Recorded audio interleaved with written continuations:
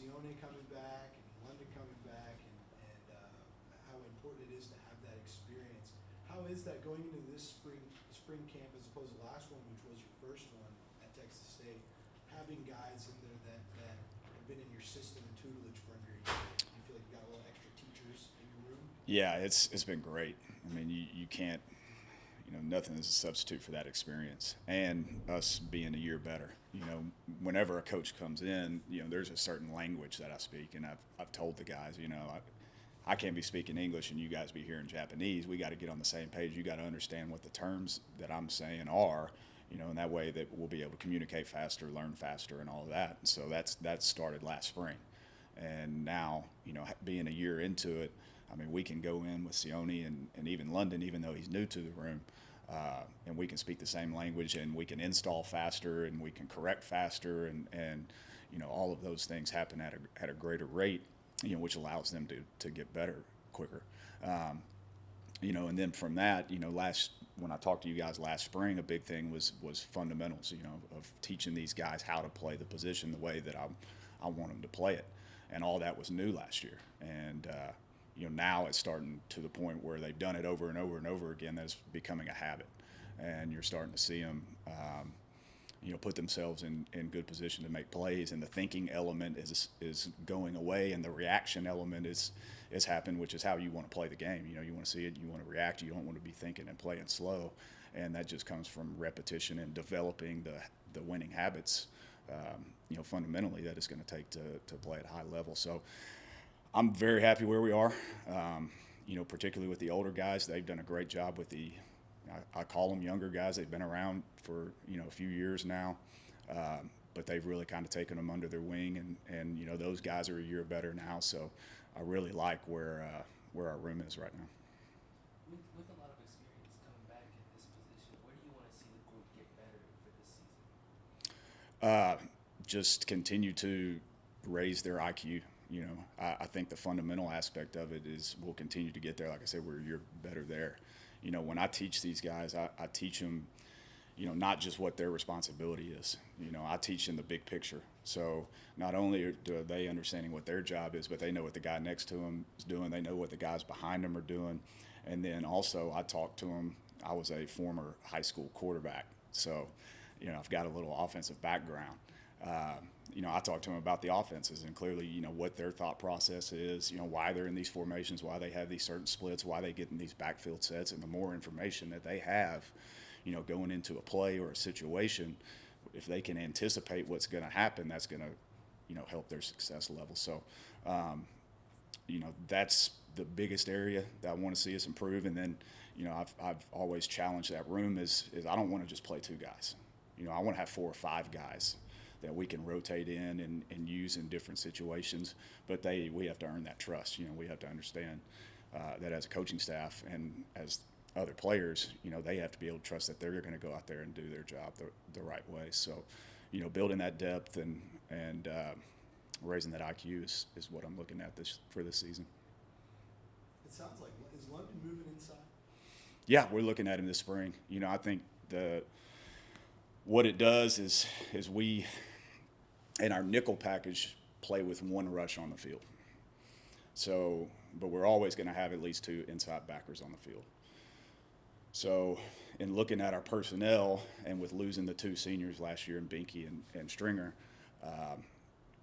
his body type, his intelligence kind of lended itself to the inside backer room, but then having a guy who's been a pass rusher, kind of opens up some doors of what we can do schematically with bringing our inside backers and creating some different looks for offenses.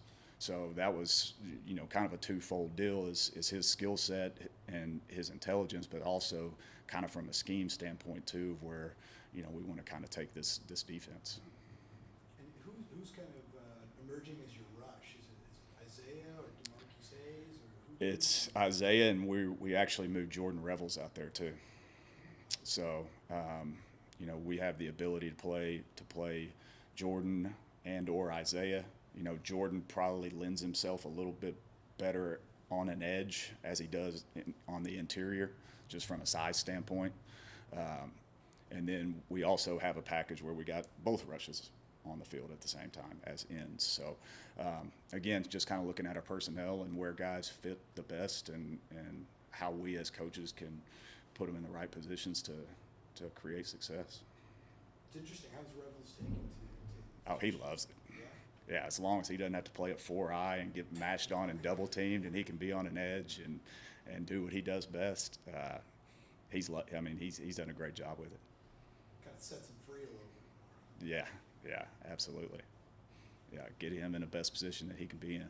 Coach, among the younger guys, who are some of the ones that you've seen take the biggest strides so far this spring? Josh Emmanuel's done a really nice job. Kenny Haynes has done a really nice job. Those were two guys that we were hoping would be ready last year and just weren't. That's why they didn't see as much playing time. But they've really taken a huge step in the mental, aspect of the game and understanding their assignments and their roles. And that's kind of going into that being 1 year better. So I've been really pleased with them. We've got a newcomer, C.J. Williams, that we got from the junior college ranks, and I've been really impressed with him. We knew he could play the game, but I've been impressed with his work ethic and his intelligence, his football IQ. I mean, the guy studies his butt off. Everything that he's hearing is new, and all these guys have heard it for a year. And how quickly he's picked it up, and you see him out there processing it, executing it. I've been really impressed with him. Coach was talking earlier about chippy out there in practice. Is that something that you like? And as a defensive coach, I'm sure you do. But you like to see that in spring ball when they're getting after it like that? Yeah, if it's for the right reasons. If it's guys competing and it gets a little heated out there because their want to is there and they're competing at a high level, then you can live with it as long as it doesn't carry into the locker room. If it's something silly like a cheap shot or something like that, then clearly you got to nip that in the bud. But it's healthy. You got a bunch of alpha males out there, pushing each other. It's a physical game and it's a competitive game. And if it happens, you just got to kind of let it roll and then separate them. And hey, all right, let's it ends here and just keep rolling with it. We were talking to Coach Spav about the radio communication that might start happening from the sideline to quarterbacks. How do you feel about that as a defensive coach, and do you think there should be one for the linebacker as well? Like you talking to the linebacker? Yeah, no, I would. Any communication that I could have with those guys would be great. That was one of, I don't know how I want to word this. I don't want to say benefits of the COVID year, but when you didn't have many people in the stands, you could actually yell out on the field like what to do pre-snap. They could hear you, So that was kind of cool, and this would, clearly be a lot better. Defensively, I could see probably more benefit, for the quarterback, since that's the guy handling the ball every snap. Defensively, there's probably some pointers you could give based on formation or something like that, but I don't see it probably being as big of a help defensively, in the way that Spav was talking about, of him even possibly being able to tell the quarterback where to go with the ball. I don't think we would have that benefit defensively, but it would definitely help. Any extra communication we could give the kids is always a benefit. Because you mentioned sign stealing. Has that been a problem in your experience? Yeah, I mean, it's been as the staffs get bigger, I mean, there's, clearly in college coaching, we talk amongst each other and all that. I mean, there's notorious staffs and teams that are known for signal stealing and employ people just to steal signals.